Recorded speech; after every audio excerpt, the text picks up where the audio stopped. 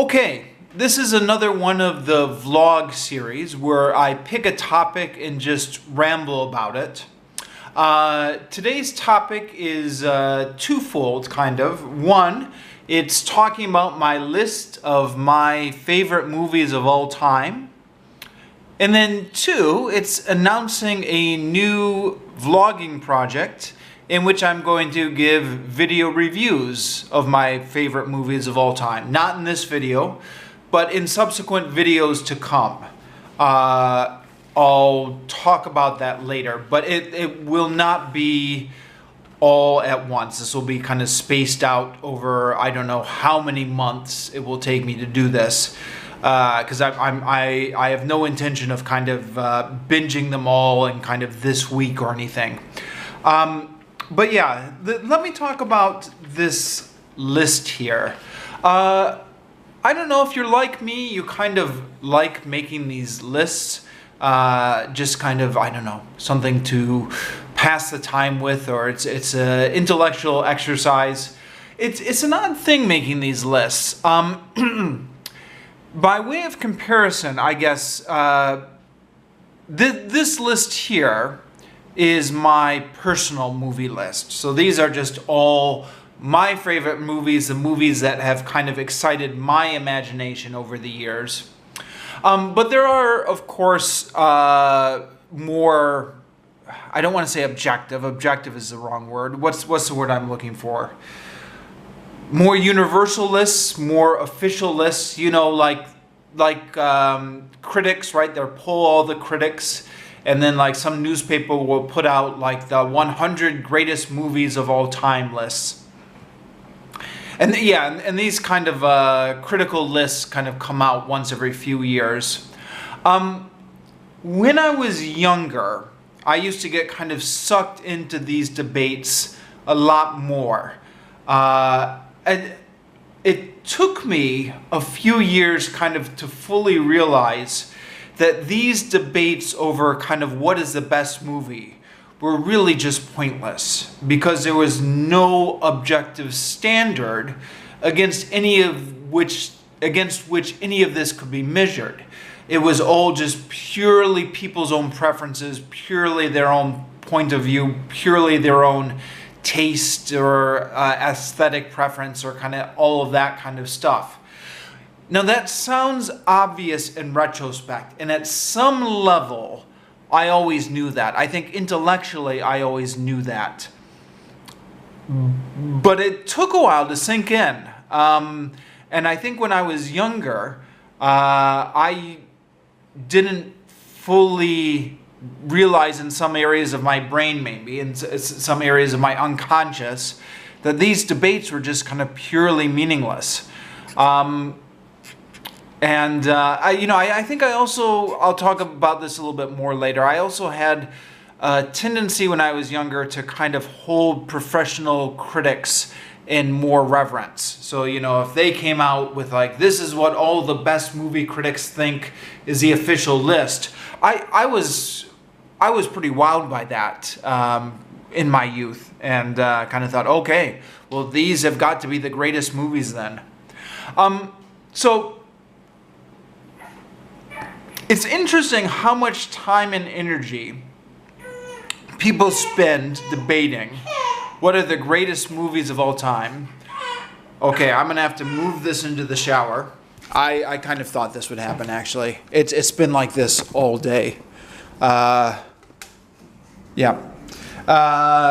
if you've seen kind of one of my previous vlogs, you've known that there's a baby in the house, and consequently a lot of the YouTubing has to get done in the shower now, just kind of by necessity. So yeah, here I am in the shower. Sorry about the echo. Anyways, what I was gonna say is, it's amazing how much time and energy we put into debating these like top movie lists, you know, the best films of the year. I mean, the Oscars are essentially a list, right? Where people debate which movies should win which prizes, and people get really into these debates. Again, you know, when you take a step back from it, it's all just purely subjective, isn't it? So But the thing with those lists is, at the very least, they're supposed to be something that is kind of shared across people, like we can all kind of agree on it. It's amazing by comparison, when you think about how pointless these lists are in general, how much time and energy people put into their own subjective lists. I'm going to have to count myself among these. I spend a lot of time on this list being like, I like that movie, but is it really in my top 10? Or how much do I like this movie? And it's strange for a number of reasons. The most obvious one is nobody cares except me. I mean, right? Like, no other human person on this planet cares whether a certain movie is in my top 10 list or not. And yet I spend so much time agonizing over how accurate this list is.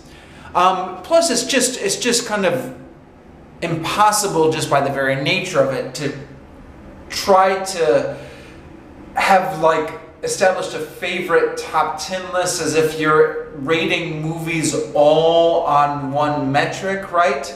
Because you like movies for different reasons. Some movies you learn a lot from, but some movies really make you laugh, and some movies have nostalgic value.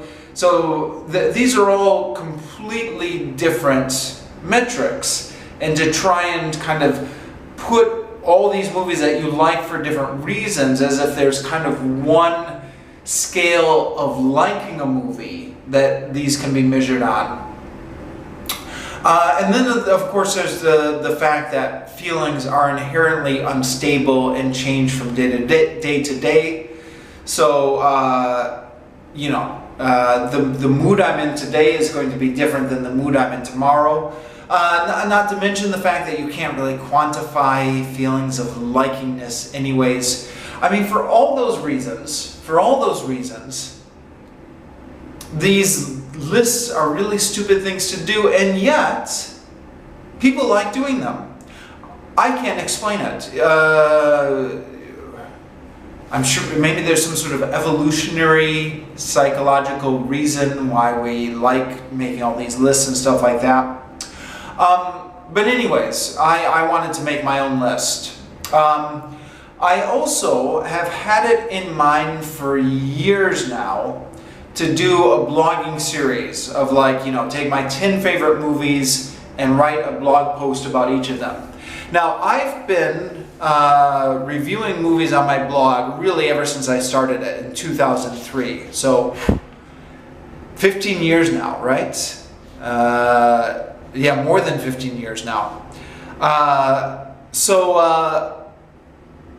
Yeah, I've been doing a lot of movie reviews, but I've been reviewing movies I've been seeing for the first time. So I was going to say new movies, but they're not always new movies. They're new to me movies. But I'll watch them and then I'll just kind of write a blog post. I haven't been reviewing old movies from my childhood that I've been seeing for the 20th time, because I don't know why really. It was just kind of one of those things I started doing when I was starting up the blog. But if I had to justify it, one is you can't be reviewing everything you see. You can't be like, oh, I just saw a 15-second commercial, I've got to write a review of it, right? You've got to draw the line somewhere. So I didn't want to be reviewing everything I saw. I just thought I'll review any movies I see that are new to me, anything I'm seeing for the first time. But the other thing is, movies that you love and that you've seen a lot, you've seen a lot of times, that's both kind of a blessing and a curse. I mean, it's in terms of writing a review of it, it's a positive thing in the sense that you understand this movie a lot more. So oftentimes I've thought to myself, I'm doing it backwards. You know, I'm watching this movie for the first time. It hasn't had time to sink in. I haven't had time to think about it. And I'm just writing a review of it off the cuff. And what value is that to anyone? You know, I haven't put in the effort to understand this movie yet. But the flip side of that is kind of when you've seen a movie 20 times and you've been thinking about it for years and years and years, it is really hard to not, what's the word I want to say? It's really hard to write something coherent without writing like a 10,000 word essay on just all the thoughts you have on these movies. And I tend to be long-winded anyways. This is kind of one of my weaknesses, and as you know if you've been watching these videos. So, that was one of the problems with trying to do a blogging series about this. I've been thinking about it for years. I have a friend and fellow blogging buddy, Whiskey Prager, who did this on his blog years ago. Took like his top 15 movies, wrote a blog post on each one, and he's quite good at being kind of succinct about this kind of stuff. I'll link to his series down below. But you know, whenever I start thinking about it and thinking about all the stuff I want to write about a certain movie, I just kind of imagine myself writing for hours, and I think, I'm too busy now. I spend too much time, waste too much time on this blog as it is. I'll do that later. But then it occurred to me that these YouTube vlogging series, at least the way I've been doing them, don't require a lot of time, because you just turn on the camera and you talk, and then when the camera shuts off, kind of whatever state of incoherent thoughts you've expressed is the way it is, and then you move on to the next thing. I know that's not the way you're supposed to do YouTube, but that's the way I've been doing it. So I thought I could do this as a YouTube series. I mean, it would eat up some time, obviously. I'd probably talk about for 30 minutes for each video. But, you know, 30 minutes is not bad. I mean, you know, sometimes I could spend like a whole day or two working on a blog post if I feel like there's a lot of things I want to say, right? So that's going to be the plan. And I'm not going to do this on any type of time schedule. So I'm just going to work through these slowly when I get around to it. And I'm going to, for each of these, I'm going to try and rewatch the movie again before I do the video review, because there's no sense doing a video review for a movie you haven't seen in a couple of years. Yeah, you want it fresh in your memory. I mean, I know I'm pretty lazy, but that's the bare minimum, is to kind of have rewatched the movie before you're going to talk about it. Yeah. That being said, I'm thinking out loud. I do break my own rules on this, especially with some of my retrospective scripted reviews. But anyways, for this series, I'm going to rewatch the movies.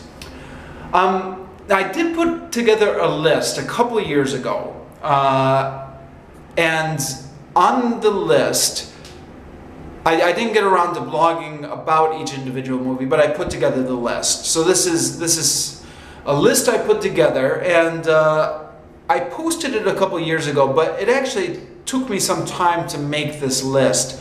So I drew it up. I took a few weeks to think about it. I kind of talked with some friends in bars and stuff like that, asked them about their favorite movies, just to kind of make sure I wasn't overlooking anything, to kind of bounce ideas off of people.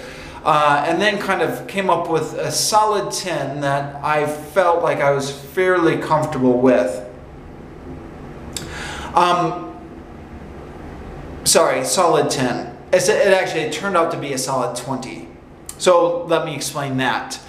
I decided in the course of making up this list that I did not trust myself to, what's the word I want to say?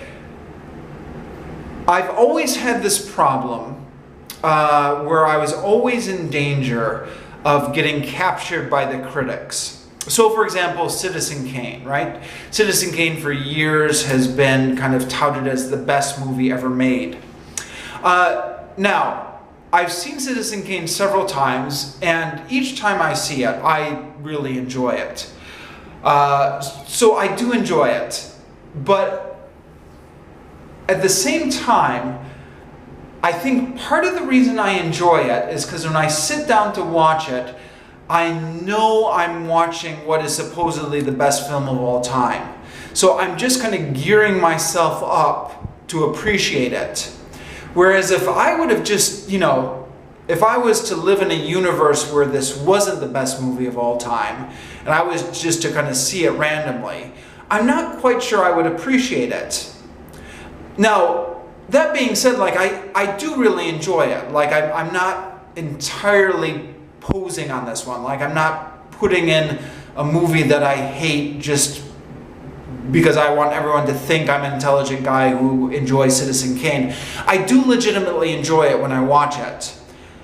But I think part of the reason I enjoy it is because I feel secure knowing that this is supposed to be the best movie of all time.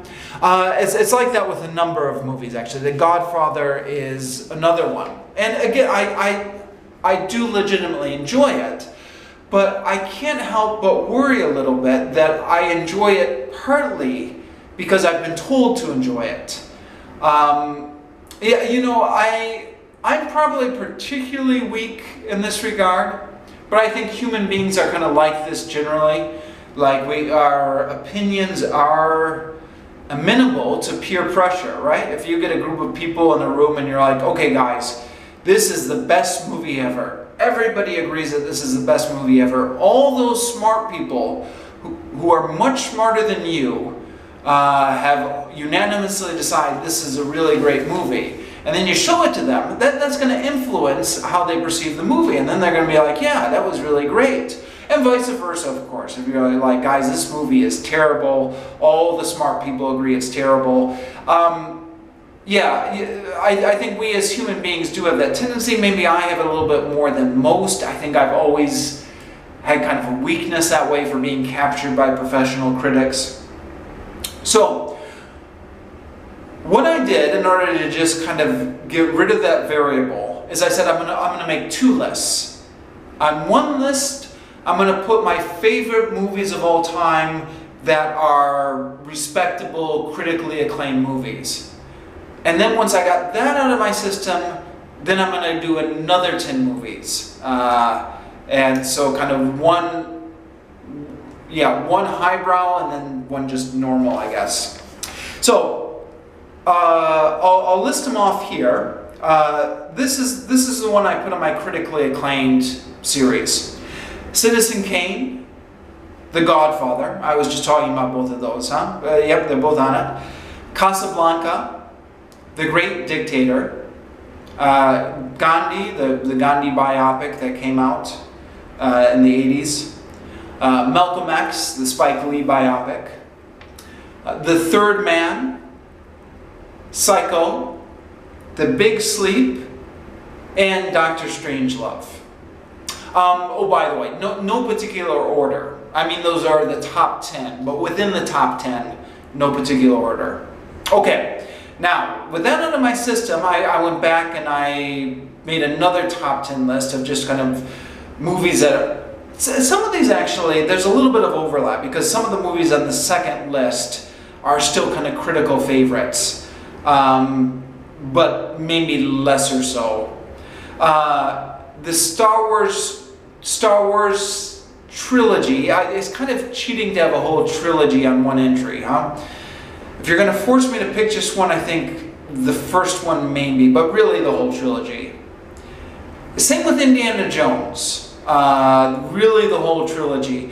If you're going to force me to pick just one, I'm going to pick Temple of Doom, and I know some people are gonna be mad about that because that's supposed to be like the worst entry in the trilogy, but it is nostalgic value for me. I think it was the first one I saw as a kid, so I'll defend that one later. Peter Pan, the Disney version of Peter Pan, the 1953 Disney version. Monty Python's Life of Brian. Frankenstein Meets the Wolfman. Again here, this is another case where really I love all those old Universal monster movies. But if I had to pick just one, it would be Frankenstein Meets the Wolfman. Platoon. Platoon is obviously a bit of a depressing movie, but I've always been impressed by it. So it's, yeah, it's obviously kind of a different type of liking it. Planet of the Apes, the original 1960s version, of course. Aliens, the second Alien movie, Aliens. Gremlins. And You Only Live Twice, the James Bond movie. Now again, really it's kind of all the Sean Connery movies, all the old 1960s James Bond movies. But if I had only had to choose one, it would be You Only Live Twice. So, that's my list. Now, after I came up with this list, I actually went through my email archives. Because way back when, I had a Yahoo Groups email group message thing with my old college roommates, which we used to communicate with each other like way back in 2001, 2002. Way back then. But, Yahoo Groups, they still have their archives online. I mean, not publicly available, but if you're a member, you can still kind of go into their website and go through all the old messages. So at one point we were playing this game back in 2001, or 2002 I think, with my old college roommates. We all had to list our top 10 movies. And I thought, it would be interesting to compare and see how this has changed, or if it has changed. Because I didn't remember what my top 10 movies were exactly. I mean, I remembered making the list, but I didn't remember what they were. So I went into the Yahoo Groups archive, dug up the old email, and it turned out that indeed 4 of them were the same. The Great Dictator, Malcolm X, Gandhi, and Frankenstein Meets the Wolfman were all the same. Then there were 5 ones that were different. Duck Soup, Easy Rider, Hard Day's Night, Help, and West Side Story. There was one I put in as a joke, which was The Mummy Returns, and this is one of those inside jokes.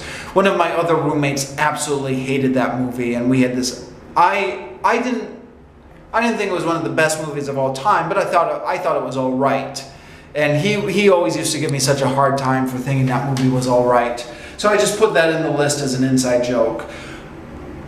I'm going to disregard that one. But we'll pretend it's not on here. We'll just talk about the 9 movies. Okay, so 4 of them are the same. 5 of them are actually different. Why are they different? West Side Story is probably an oversight.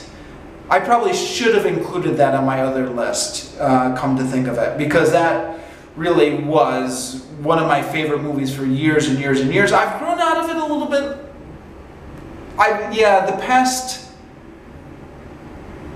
It was a big favorite of mine when I was younger, like junior high school and high school. In adulthood, I haven't really rewatched it that many times, and when I have rewatched it, I tend to get a little bit bored now. So maybe I have grown out of it a bit, but I probably have seen it enough over my life that it should make the list of some sort. Duck Soup I actually only ever saw once, and I really liked it at the time, but then I never saw it again, and it's just kind of faded in the memory. So I'm probably due for a rewatch on it. Easy Rider, Hard Day's Night, and Help are, they're all youth culture movies. I mean, Easy Rider especially is a real counterculture movie. It's the kind of thing, you know, you put on your list when you're 19, maybe 23, but you know, by the time you're 40, like I am now, then yeah, okay, then it's time to kind of take these type of movies off of your list. Hard Day's Night and Help, kind of similar things. I was a huge Beatles fan back when I was younger. I still am. But yeah, the older you get, maybe the less enamored you are by these youth culture movies. All that being said though,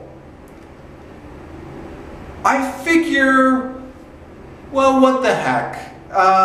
If I'm going to do this vlogging project, I'll just add those extra 5 movies to the list. So we'll make it 25 movies.